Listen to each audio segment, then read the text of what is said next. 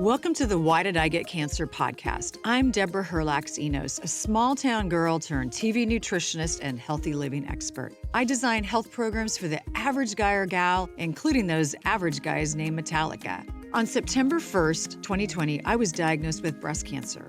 I asked every oncologist the same question, why did I get cancer? But none of my doctors had good answers for me. I wanted answers, and that's why I started this podcast. I want to help you to lower your cancer risk and provide self-care tips for those in the battle. I'm getting answers, and I want to share them with you. Welcome to my first episode of something I'm calling Cancer Crime Stories. I know a lot of you listen to crime stories. I have a friend and she loves crime junkies, and she actually will even listen to it before bed, which I think it would freak me out too much to do that. But she loves it. So it started me thinking about cancer crime stories and what we have done to people by dumping toxins in water or, chemicals in the air, and how that eventually ends up making us sick. So today is my first episode, and I interviewed Kate Moore, who is the author of a story called Radium Girls. Radium Girls, this was set in the 1920s. These girls were as young as 14, and they were hired by this radium factory to paint radium on watch dials. They were called the dial painters because it was fluorescent.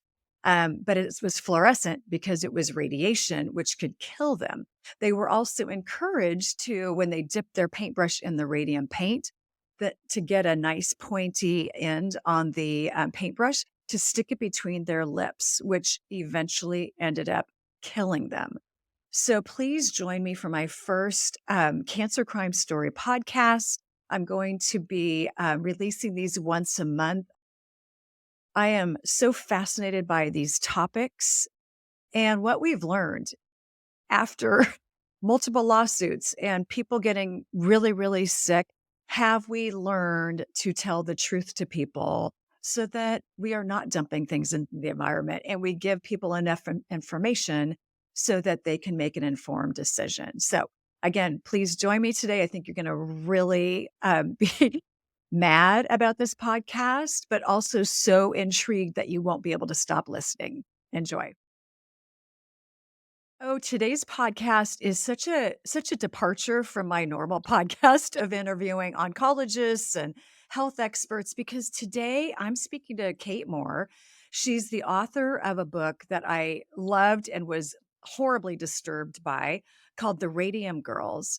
And I basically wanted to have this podcast to talk about basically like a cancer crime story. I mean, crime stories are so popular right now. And my thoughts were, oh my gosh, we commit crimes with the chemicals that we put into the environment and we don't tell people about. And when I read Radium Girls, I thought this is absolutely this category of a cancer crime story.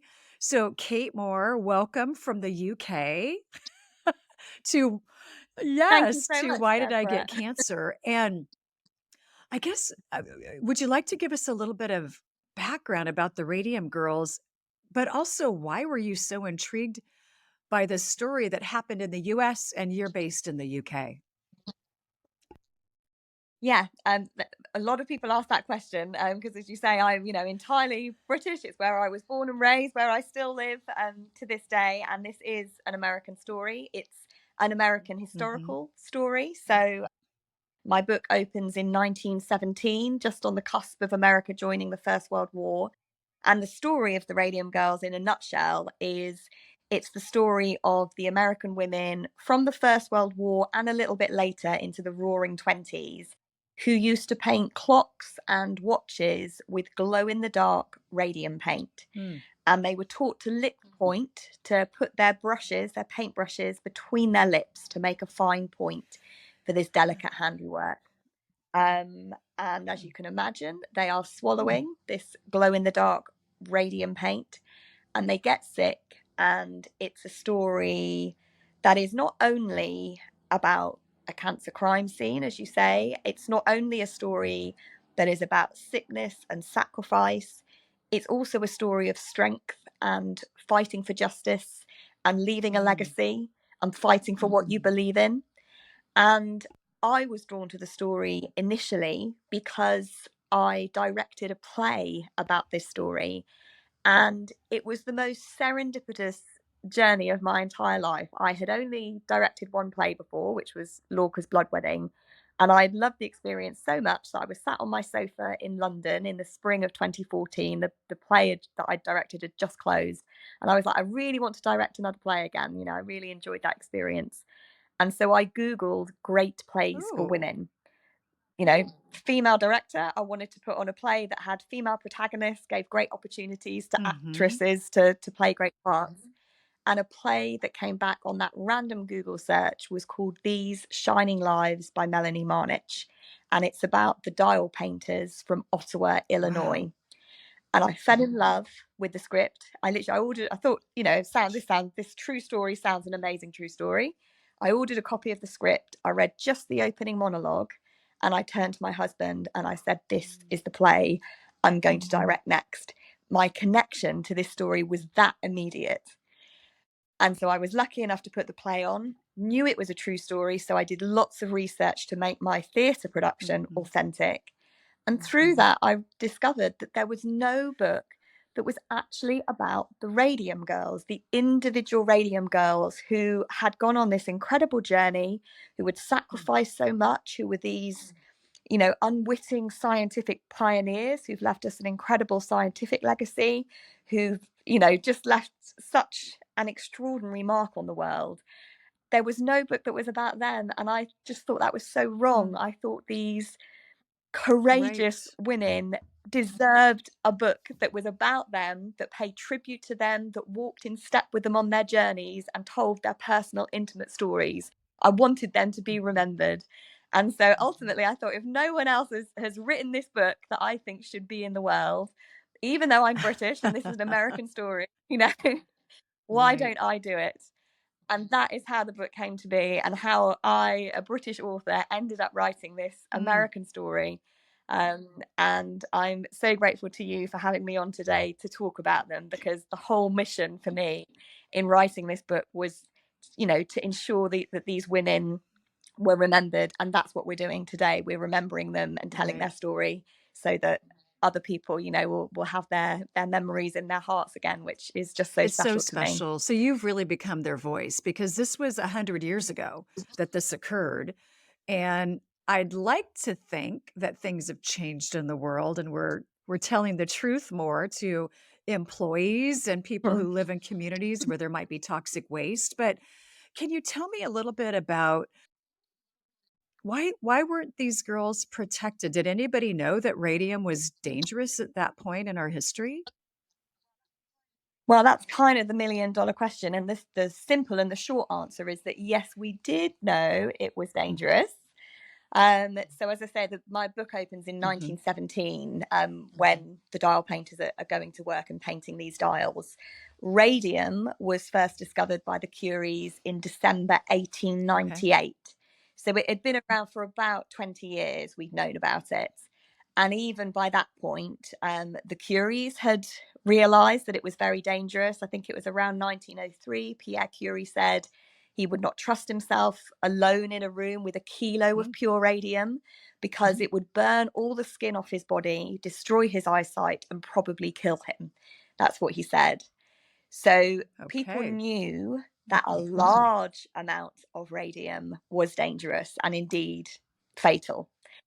And you have this crazy situation where the lab workers at the radium firms, the lab workers who were handling large amounts of radium, they are issued with safety equipment by Mhm. 1917. They have to wear lead aprons. They have to use ivory tipped forceps to handle the radium. And literally, like on the same site in the dial painting studios, you have the girls putting their paintbrushes laden with radium paint between their lips. What had happened, to explain this kind of crazy situation, is that quite early on, they knew radium could destroy human tissue, but it was used to brilliant success to treat Oh, cancers. So they could use the radium, and in fact, they still use radium today, a different isotope of radium than they were using then, but they still use radium today to treat cancer because it's very effective.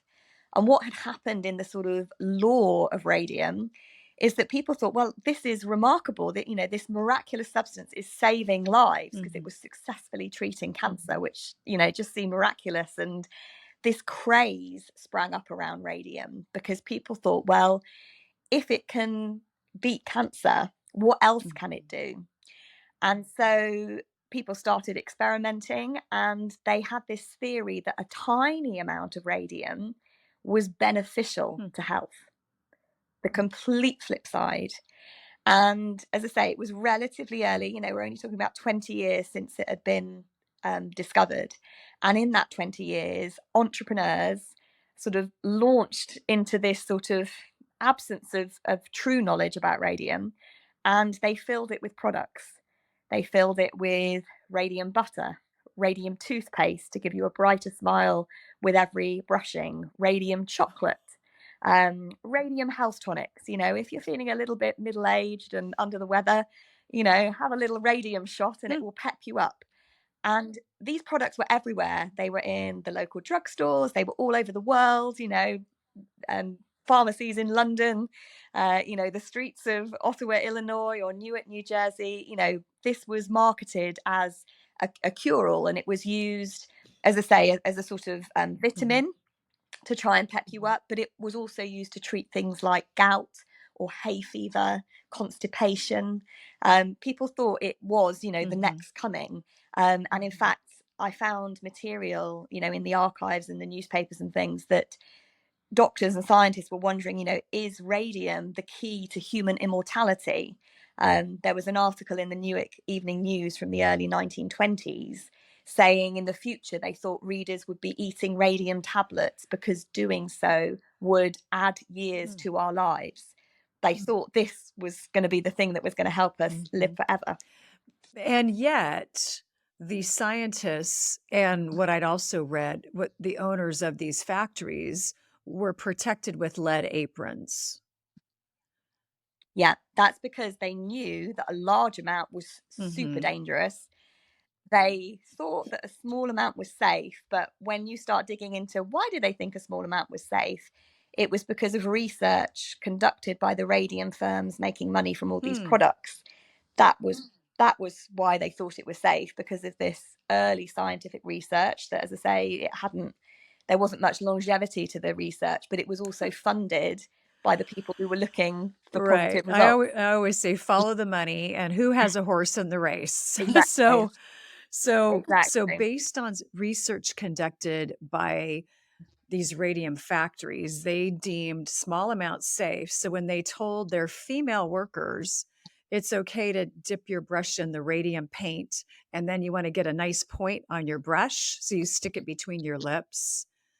And they felt that that would still be a small amount, even though I'm imagining these girls, people worked longer hours back then, right? So probably a 10-hour shift. So how many times per hour Yeah. were they sticking that brush in their mouth? Well, exactly. The fastest workers would do 250 dials a day. And there's obviously 12 numbers, all the way around on a clock. Different workers did different things, but I would say probably from looking at what the girls did, it was probably every two numbers they put the paintbrush back Mhm. in their mouths. So over 250 dials every day. That's a lot of paint that's going in. I mean, it is fair to say it was a tiny amount of radium. Radium at that time was the most expensive Hmm. substance on Earth. So for a single gram, that would sell at the time for about Oh my. $120,000. But that is $2.2 million in today's Really? values. So it was, Wow. yeah, it was more expensive than Huh. gold. It was just this, as I say, this wonder element that everyone was Right. thrilled by. And so the girls, it was a tiny amount, but that tiny amount still leaves an impact when it's a radioactive Right. material that you are swallowing After day day after after day. day. Um, and especially, because the Curies also said, don't even want to be in a room with radium because Yeah, it will melt your yeah. skin And off. they Yeah, the Curies didn't know about this lip pointing technique. They found out in the decades later, and Madame Curie was said to be, horrified to learn that this is Mhm. what the workers had been doing, and it's important to say had been told to do. This is how the women were instructed. My book opens with a young woman called Hmm. Catherine Sharp, just 14 years old, when she goes to work on this February day 1917, and she's instructed to put the brush in her mouth. That's how they were At taught to do 14. it. Yeah. And at 14, most of the girls were teenagers. Actually, that's Right. the sort of demographic. They were poor working class families. Many of them were teenagers, and that was where they were drawn from. And the girls did say, when they were told to put the brushes in the mouth, they said the first thing we asked was, does this stuff hurt you? But they were assured that it was safe, and they had no reason to doubt Mm. the company, because, as I say, they knew from newspapers, magazines, the local drugstore, that radium was seen as this wonder element, and they thought they were lucky to work with it. Not only was it seen as Mm. healthful, but it was incredibly glamorous. It was this, almost like fairy dust, this glow in the dark Hmm. dust. And some of the girls that I wrote about said they used to wear their good dresses to the studios because they get covered in the glowing dust from the paint, and then they'd go out to the sort of speakeasies and the Right. music halls, and they'd be shining and shimmering on the dance floor. They were encouraged to practice painting, so they paint their fingernails, the buttons on their Hmm. dresses. It was glamorous, it was artistic. In the local town directories, the women are actually listed as artist. That was Mm. like the job title, in the town directories. And it was really well paid. It was one of, they were in the top 5% of female wage earners Really? nationally, earning more than 3 times the average factory floor worker in that era. So it was very, very well paid, and they thought they were They so were rock lucky to stars. get Yeah, this. they were rock stars They were, of their era, yeah, and I'm sure, if I was 14 years old and I was from a poor, working class family, you are instantly elevated to this incredible status. Why would you ever turn down a job like that?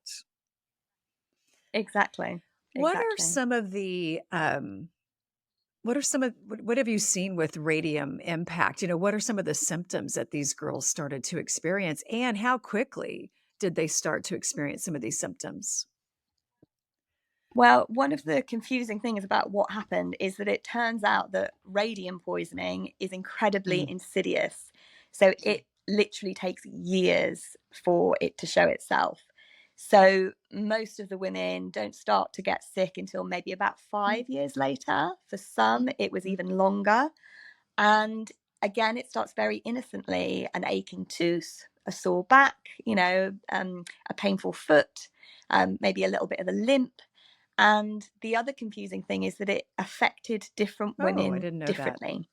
So, yeah, I've described, obviously, various different parts of the body. So, women going to their doctors, the doctors initially didn't connect. Or, well, Jenny Stocker's got a painful knee, Grace Fryer's got an Mhm. aching back, Catherine Sharp's teeth have started to fall out. They didn't join the Hmm. dots at first. Hmm. And then once the women started to experience some of these symptoms, I would imagine there was such an accumulation of radium in their bodies that there was nothing they could do at that point. No, and to be honest, getting to that point was a huge journey in itself, because, as we've established, at this time, radium is not seen as a Mhm. culprit. The medical community actually has to make quite a big Hmm. leap to think, well, could it be radium hurting them? And if it is, how do we prove that? And, it's actually a fascinating story from a scientific perspective. There's this doctor called Harrison Martland in New Jersey.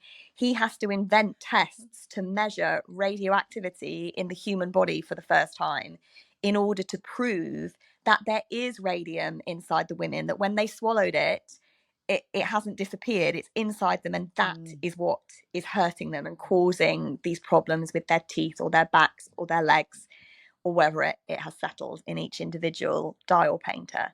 So it was a long journey, scientifically, medically, for the women to actually get to a point where it was proven that radium was the culprit. And in the meantime, the women are getting sicker and sicker. And what they discover is that essentially radium is biomedically really similar to calcium. So it's what's called a bone seeker. And your listeners probably know, we're encouraged to drink milk because the calcium in the milk goes into our bones, makes them nice and strong. And when the dial painters swallowed the radium acted in a similar way. It went straight to the skeleton. Mm. And there it settled, like Mhm. calcium does. But once it was inside their bodies, inside their bone marrow, it was there emanating this immense radioactivity. They're using something called radium Mhm. 226, which is the most powerful isotope of radium. It has a half-life of 1,600 My years, which goodness. is, as you can imagine, devastatingly long. We're talking here, these women who were hurt 100 years ago, their bodies in their graves are still being bombarded Right. by the radium as we speak now. And what was happening is that, as I say, it was bombarding them from the inside out, Mhm. basically. And so their symptoms get worse and worse because they're getting sicker and sicker. So the teeth that were aching, as I say, they Mhm. start to fall out independently. Ulcers in the women's mouths, their legs and their arms start to spontaneously shorten and fracture. And when they study the women, they realize that their bones are honeycombed and moth eaten in appearance. And they literally have holes in their bones because the radium has caused that. While these women are still alive, this is what is absolutely horrifying. The level of pain is extraordinary to try and imagine. And as these women are seeking help and going to doctors and dentists and trying to make people see that there is a problem, they're just sent home with aspirin, given diagnoses of rheumatism or arthritis, when actually they have been poisoned by the radium and they've got to fight for that recognition and essentially, in the end, for justice. Oh, what a horrifying way to go. What a I mean, a It, terrible it, it, death. I mean, just a yeah. terrible death. And I would imagine so these girls are showing up at work and, we all have these water cooler conversations at work. I would imagine they're all kind of comparing symptoms. And even though it might be, Grace's foot and somebody else's tooth, did they start to put two and two together and that's how they began to seek justice? Yes, yeah. What was challenging for them is, as I say, because it would sometimes take 5 Right. years or longer before they start to get sick, not everyone stays in the Hmm. same job for 5 years or longer. So a lot of the women had, gone off. Grace Fryer, who was a brilliant young woman, she was now working in a bank as the head of Hmm. her department. Other women had left to have their families. And so they were sort of, they dispersed. They weren't all in the studio anymore. But one of the sort of both sad and strong things about the story is that when the women had felt so lucky to get these jobs, whenever there were vacancies, they would promote the vacancies to those that they loved Oh, best, their sisters, their cousins, their friends. And so even though the women didn't work in the studios anymore, they were obviously still in touch with right. their sisters and cousins and friends. And yeah, Catherine Sharp said, there were meetings sometimes in the dentist office of all the girls coming together, comparing notes. And as she said, we realized there was something going on about Yeah. this thing. That was how Yeah. she So put they were it. suspicious, especially since in the beginning, when they Yeah. first got the job, they said, is there any danger in me sticking this brush full of radium between my lips? So there was some, Yeah. yeah, there Yeah. was some suspicion from the very beginning of this story. Very beginning. And it's important to say as well, as I say, it starts quite innocently, but some women had more aggressive poisoning than Hmm. others. And the very first Radium girl to die, who was a woman Right. called Molly Magia, she died in September Hmm. 1922. So quite, from sort of that point onwards, people are aware that other women, former colleagues, are getting sick, are passing away. And even though they might be buried on death certificates with different things, that sense of suspicion and concern deepens and grows. And the women try to band together to take action. So as these young women are getting sick, what did the owners of the factories and the scientists at the factories, what was their response? Well, they were worried about the rumors because it started to affect What a profitability surprise. because That's yeah, when they started to get worried. Wow, Kate. yeah. Okay. But when there was a downturn in business, women started laying down their brushes or quitting, or they're not able to replace women once they've left. They hire a sort of crack team of scientists to come and investigate at the plant.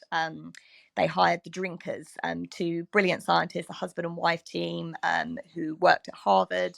And they were brought in with another doctor called Dr. Castle to conduct a report, an investigation. They took blood from the women, they interviewed them, they came and tested the paint and so on and so forth. And they issued a report that said it's the radium. At which point, the company suppressed the report, refused to give them permission to publish it, and basically sit on it for another year before it eventually the drinkers are a bit like publish and be Mhm. damned, and they eventually they publish it, regardless of the fact that the company are trying to silence it. But you've lost a whole You've year. lost a whole year of potentially saving more women. Yeah. Yeah. Hey, you guys, wanted to show you one of my favorite healthy hacks. It's actually a product called AccuShield, and I have it on my phone at all times and also on my iPad. We are inundated with blue light. Blue light is naturally occurring in sunshine, but it also, unfortunately, not so naturally occurring from our digital devices. These devices are not going away. So I just needed to figure out a way to manage the blue light in my life. It's one thing if I'm outside and it's a beautiful sunny day. That's going to send a signal to my brain of, hey, make cortisol, make stress hormones, not in a bad way, but just hormones that are going to keep me energized and active. But then at night, when I go in my house and I turn my lights down, it's a signal to my body, hey, time to mellow out, time to get ready for sleep, time to make melatonin and serotonin. But the problem is you go on your phone, it sends this bright signal to your brain, and your body says, oh my gosh, I thought Deb was getting ready to go to bed. Apparently, she's out in the middle of the day because it's the blue light. So, again, I discovered this product, AccuShield, a couple of years ago. What I like about it is it knocks the blue light down. It was created by optometrists, which is also, I think, really a key point. But what it does is it knocks the blue light down without making my screen dark or discolored.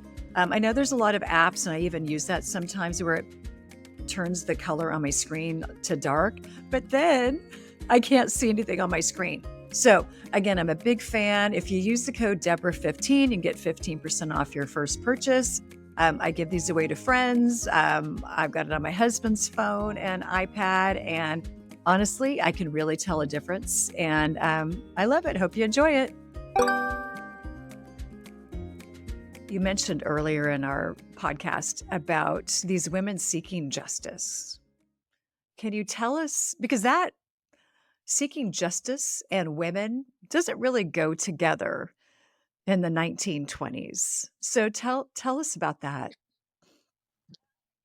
Well, again, it was a long journey because, as I say, to begin with, they couldn't, because the drink report has For been a year. suppressed for a Mhm. year. They don't have any expert connection connecting their work with their illnesses, and so they go to lawyers to say, surely there's an occupational problem here. I want to sue my employer. And often the lawyers didn't believe them. They were like, well, there's no evidence here that it has, that the one and the two go together. As often happens even today, even women going to the doctors complaining of pain, complaining of problems, it's dismissed Yep. as hysteria. The pain is not given, any weight at all. The Radium Girls experienced all of these things that women still experience 100 years today later, as we well. are still experiencing this. Okay. Exactly. So the fight for justice takes time, and it's largely due, I have to say, to a Radium girl called Grace Fryer, who, as I say, she's the woman I mentioned earlier who rose to become the head of her department in a bank. very brilliant. Her father was a union rep. She grew up in a political house. She gave interviews where she talked about voting. So very politically, civic-minded young woman. And it was she who sort of just kept knocking on doors, writing to lawyers. And eventually she manages to secure the services of someone called Raymond Berry, who was a young lawyer, hadn't even reached his 30th birthday yet. And he decides to take on the case to fight for justice. And it's very hard because there's something called the statute of limitations, which is 2 years in this case. So you have to, from the point of injury, you have to file suit within 2 years, which is fine if you fall off a ladder and you know exactly when you've fallen off a ladder and Right. broken your leg, because, that's it. But if you've got radium poisoning and you don't start to get sick for 5 years and you haven't worked for the radium firm for 4, you know, trying to square that circle is a very difficult thing to do. And some very clever legal minds, did work on it. And one thing there were 2 arguments they made actually. One, the fact that the company had suppressed the drinker Right. report should mean that the company shouldn't be able to rely on the statute of limitations, because that was the point it was proven. So they shouldn't be allowed to use the delay as a defense, given they were the ones who had suppressed the evidence. And the other argument they use, which is incredibly clever, is that because the radium is inside the women's bones and hurting them anew with every second that it's emanating that radioactivity, well, that is the point of injury. Mm. So the statute of limitations is continually, the clock is continually starting to tick anew because the radium is still in them and is still hurting them, which is obviously a very clever Very legal creative. argument. Yes, that was brilliant. Yeah. Yeah. Yeah. So thanks to Grace's perseverance and Raymond Berry's courage in deciding to take on the case, they are able to file suit and to embark on a fight for justice. And so what ended up happening? Well, it gets complicated, because the other thing to mention is that this is not just happening in Newark, New Jersey, where Grace Fryer works. This is actually happening all over America. There were lots of different dial painting studios in different towns and cities. In my book, I mentioned 3 in particular: Newark in New Jersey, Waterbury in Connecticut, and Ottawa, Illinois. And the fight for justice is not simple. The book is a long book. I hope it's a page turning book, but it is a long book, because I think, as anybody, even now, when you try and hold large companies with lots of money and contacts in high powered places, when you're trying to hold those kind of people to account, it's very, very difficult, and it's a long and And winding very road expensive. to justice, and very Yes. expensive, and very hard when Yeah, you're sick of course. and Right. you're struggling and you have medical bills, Mm. coming out of your ears.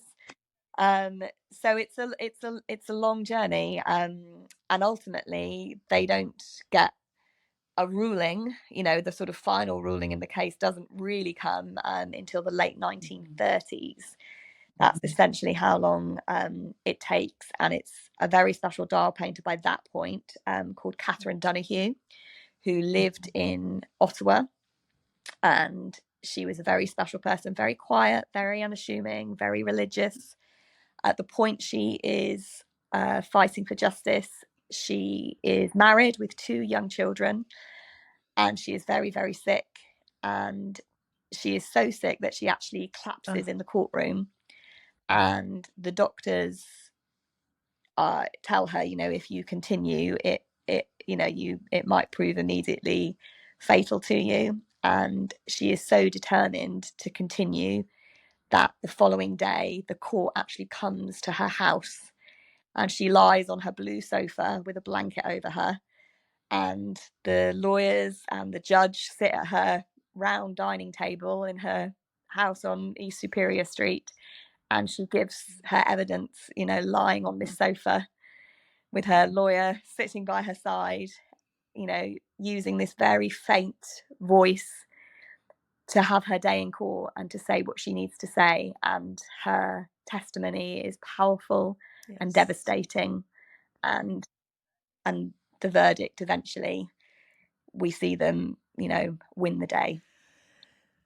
The story makes me mad and sad and frustrated, and when I first read it, I cried. I cried. I just what we do to people for profitability, Yeah. um, what we do to people just brings me to tears, and it makes me so sad for humanity. Um, but I'd like to think, and I'll ask you this question, Mhm. have we changed? Are we telling the truth more in a workplace setting where people are exposed to toxins, or maybe people move into a neighborhood and, you know, sometimes there's a cancer cluster or something going on. Are we better at telling the truth now so that people can make an informed decision? I think if people are forced to tell the truth, we are. But I think if there is an opportunity for some wiggle room, there is still avoidance and omission in how people are communicated with. And actually, we see that in the story of the Radium Girls over and over. One of the things, these dial painting studios and radium factories were in the heart of their communities, which means, not only were the women's bodies Mhm. contaminated with the radioactive materials that they were using, but the communities That's a were good as point. well. Yeah. And in New Jersey in particular, where they would be extracting radium from the ore that they got it from. There'd be a lot of industrial waste, sand, different kinds of materials, and they use that as landfill to Mm. build houses on. And there was a big scandal later in the sort of 1970s, 1980s, when they realized that all these houses that had been built on this radioactive waste were obviously still radioactive. There are really high levels of radon gas, which is one of the leading causes, I think, of cancer, Mhm. lung cancer, I think in particular. Um, and so there were big court cases again, in the latter part of the 20th century, directly related to the story of the Radium Girls from all these other innocent, Hmm. victims of what had gone on from, decades before. That's so interesting because you said the life of radium is 1,000 years. At 1,600, 1,600 yeah. years. So of course, all the leftover debris from, you know, mining this radium, it then became Yeah, landfill. So then you build a house on top of this landfill, and then you have a neighborhood of people who are getting sick. exactly. And, there just was no consideration in the decades that followed. So in Ottawa, they used to dial paint in the old high Mhm. school building. In later years, that high school building became a meat packing plant. People would buy meat from there that had been stored in the same rooms where they used to store the radium. I interviewed locals who remembered when they eventually pulled the old high school building down. And, there were just clouds of dust everywhere from this really highly contaminated building. People would sometimes take some of the bricks as a memento, take it home. There was just no understanding. I can remember Darlene, the woman I'm thinking of, telling me about this, sort of saying, they had the windows open in, she was at high school, I think, when they pulled it down, and the dust sort of coming through the window. And then in later years, when they started, finally, the EPA started cleaning up, those guys were all in hazmat suits. And she's like, hang on a sec, there's a disconnect here, Right. There is a massive disconnect, Kate, because the Yeah. people that know that this whatever substance fill in the blank, that when they know it's dangerous, they're prepared. But then they let Yeah, us just live in it. Yeah. Yeah. exactly. For Yeah. whatever reason, they don't want to start hysteria. They don't want, lawsuits. They want to be able to maintain their profitability. Maybe it's just too much work to go in and clean up a neighborhood where there's massive amounts of cancers. Yeah, I mean, I would. What was interesting again about Radium Girls is, they started clearing things up, but I remember interviewing, there was another author who wrote a book called Deadly Glow. He's called Dr. Ross Molnar, incredibly helpful to me when I was researching the book. And his book about radium is also absolutely fascinating. And he was saying he was researching his book and they'd started clearing up in New Jersey. And I think they might have started clearing up in Illinois at that point. And he was like, why has nobody gone to Connecticut to do Waterbury? And it was actually him sort of saying to people, you need to look into this, that then got, Waterbury cleaning up. But that was 98, I think he published his book. So, really late on. And in fact, again, no one is joining, it took an author who had researched it to say, hang on a sec, I think we need to investigate that and clean up that area as well. And people hadn't done it until he intervened. So even though there were 3 places in the US, Waterbury, Connecticut, New Jersey, and Illinois, 2 of the sites, New Jersey and Illinois, got cleaned up, once they were deemed, like people were realizing there was some cancer clusters going on. But here's Waterbury, Connecticut, and it's 80 years plus since they had the factory, and it took an author doing research to say, hey, by the way, there's this. Yeah, you might want to look into that. So do you know, and you may not know this answer, but the citizens of Waterbury, Connecticut, once they realized their area hadn't been cleaned up, did they start to get more involved in the process? I don't know. I know it was cleaned up. I don't know how involved the citizens were or were not. But the cleanup takes years.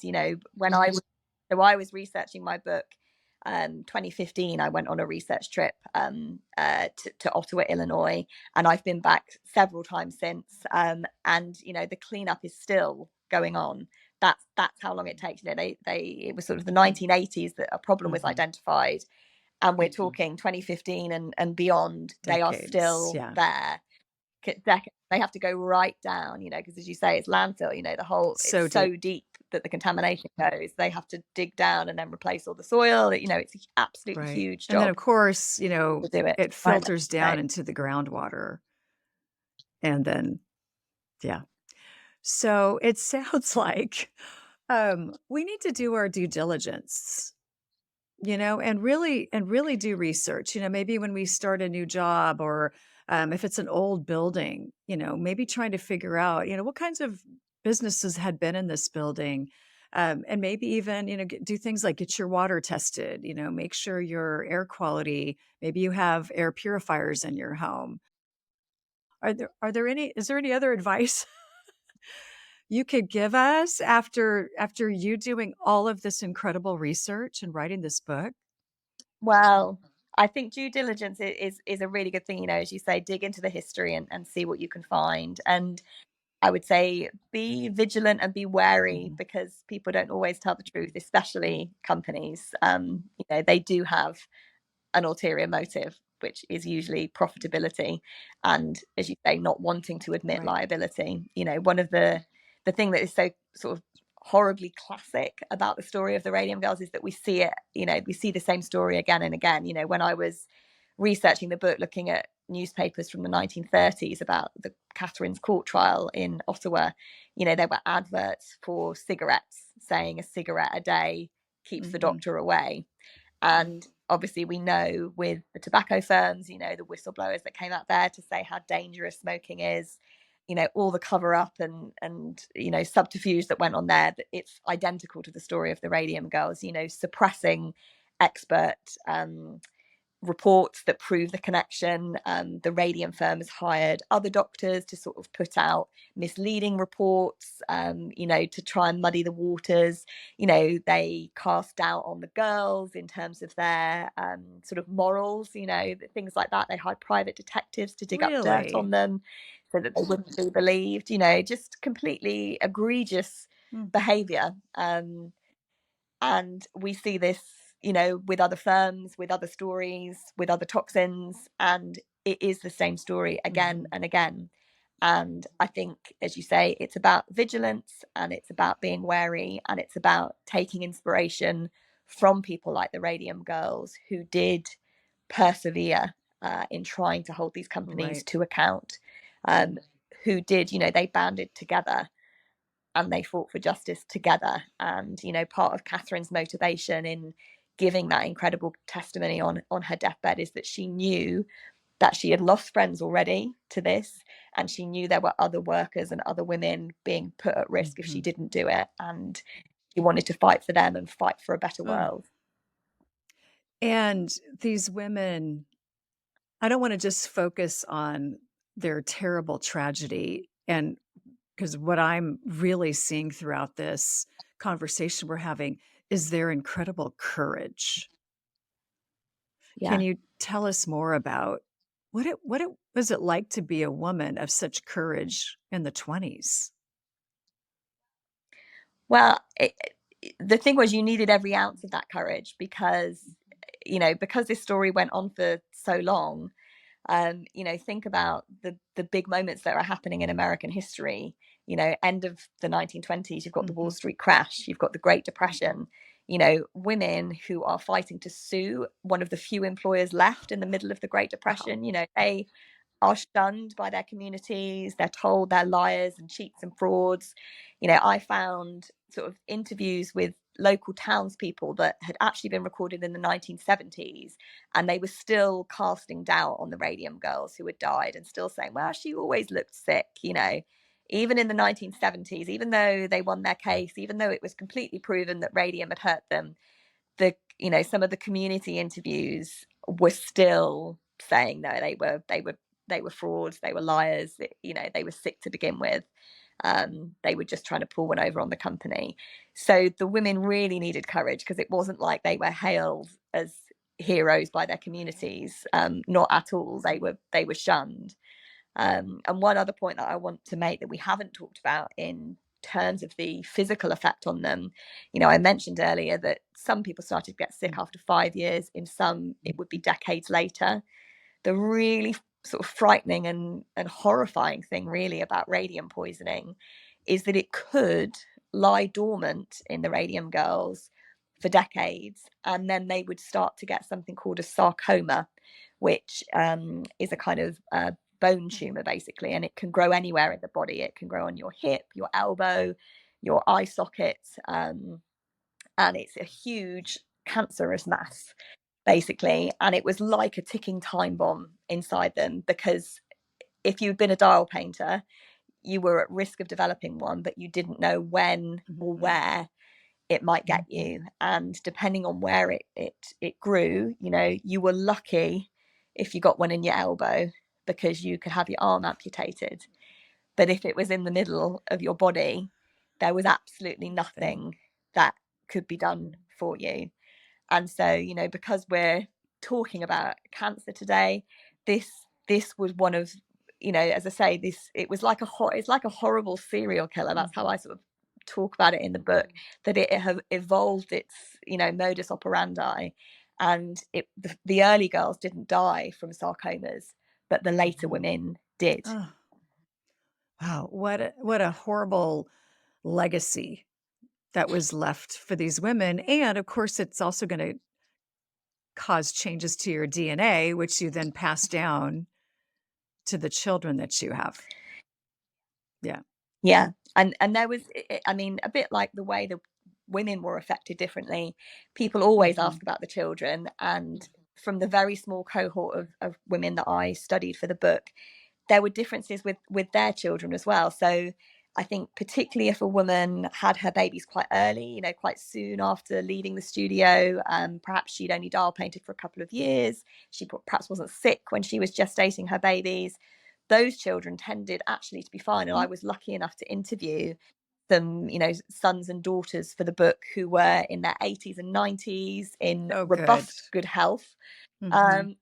So they were okay, but other women struggled to conceive, had Mhm. miscarriages, um, and perhaps the children that might be born small or premature, or Yeah. died young. And so you got a Yeah. real mix, which in a way is almost is also human biology, because we all, as I'm sure you know from doing this podcast, you and I could get exactly the same dose of radiation from being a dial painter, and our bodies would respond Mhm. in a different way. Hmm. That's what happens Which was sometimes. part of the challenge, of course, because if they'd all had a tumor on their elbow within 6 months, maybe things would have Yeah, happened a little differently. But I have to say, I'm yeah. just so impressed by the courage of these women. And I'm just so grateful that you told this story. You were a voice for them. And it is one of the most fascinating, but again, heartbreaking stories and books that I have ever had an opportunity to be exposed to, Thank but you. I just wanna thank you for the work that you have done here, and it is very clear that you have done probably thousands of hours of research to tell this story in a way that's really gonna connect with people, and hopefully, people will ask more questions and do their I own hope due so. diligence, yes. Hopefully they'll get honest Yes. answers. And one thing I do want to say, you thank me for being the voice for these women. What was incredible about researching the book is I didn't have to be their voice because their voices were still there in the archives. So what's sort of amazing about the book is it's filled with first person material from the Mhm. Radium Girls, from their letters, their diaries, their court testimonies, their newspaper interviews. If you read the book, you're actually hearing from That's Grace right. Fryer and Catherine Sharp, Catherine Donahue. It isn't my voice. And I always say I feel really strong. I used to do Mm, ghostwriting before I wrote the Radium Girls. And I think both the way I approach this book and the way I feel about it is that I was like their mhm, ghostwriter. My job was to research their story and find their words.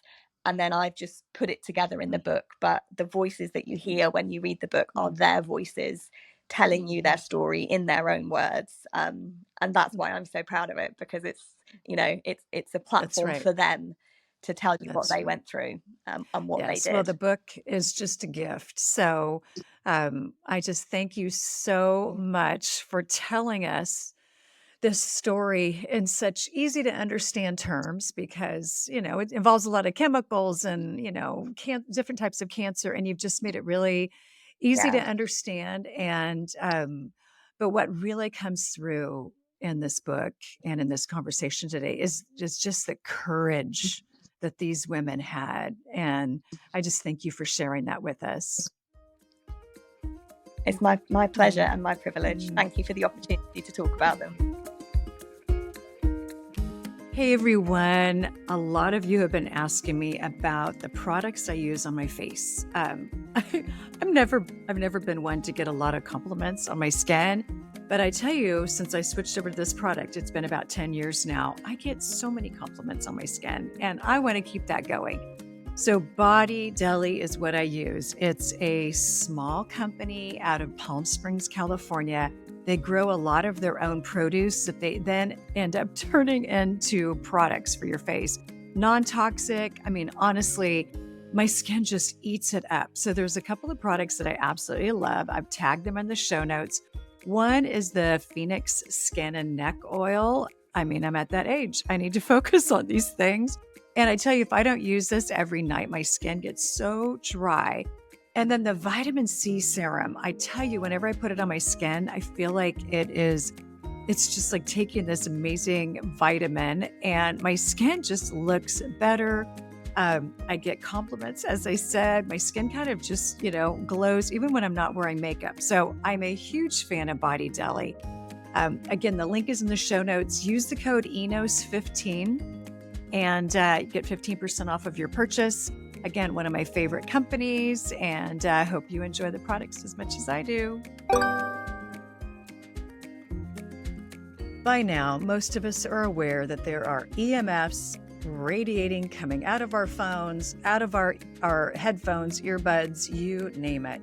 So I don't want to be paranoid, but I want to be safe. And I want to try to knock down the radiation as much as I can. And so this is one of the reasons why I use a company. It's called Wave Block.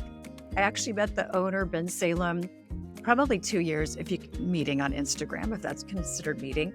And he created this product because he saw that his kids had earbuds in all day long. And this was during the pandemic, and they were out riding their bikes, they were doing school. And he tested and he realized there is a tremendous amount of radiation coming from headphones. So he created a product that effectively knocks down the radiation. And I'm still going to use my AirPods. I maybe don't use them as much as I used to. I try to use wired headphones, which I've heard can also knock radiation down. But what we have to learn to do is we have to learn to manage technology so that it doesn't end up hurting us. Technology is not going away. So there's a lot of things that I do, including putting a wrap on my phone that is going to help to knock the radiation down. Like I said, wrapping my headphones with something called Wave Block. I've got a code, it's ENOS10. And the information is going to be in the show notes. If you want to try this product and get 10% off, I highly recommend it. I've been using it for a couple of years, and I actually bought it for my husband and my kids and my nephews. And anyway, it's something that I think can really help moving forward to lower the negative impact of these technological advices that are not going away. We're all going to continue to use them. So hope you enjoy it. Thank you for joining me today on the Why Did I Get Cancer podcast. I've got my shopping guide for all of my cancer self-care items in the show notes, along with information about today's guest and our show sponsors. And don't forget to subscribe to my podcast so you never miss an episode. Keep in mind, I'm not a doctor. I'm just a gal that got diagnosed with cancer and wanted answers. If you need medical advice, please be sure to consult with a medical professional. And thank you for listening.